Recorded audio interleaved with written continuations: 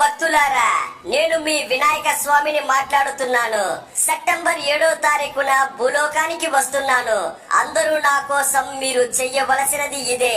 నన్ను బంకమట్టితో చేసిన ప్రతిమతో పూజించండి. ప్రకృతికి హాని కలిగించే ఎటువంటి చర్యలు తీసుకోవద్దు. అప్పు చేసి నా పండగ చేసుకోవద్దు. నీ శక్తి కొలది నన్ను పూజించు చాలు.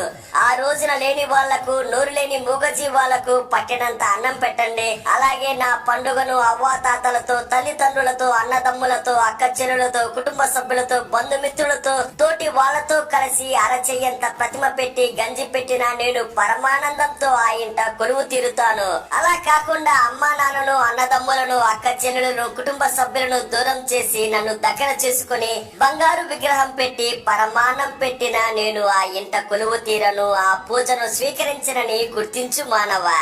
ప్రకృతికి హాని కలిగించవద్దు. విపత్తులను కొని తెచ్చుకోవద్దు. వింటివి కదా మానవా, ఇక ఆచరించు. సర్వే జన సుఖినో భవంతు.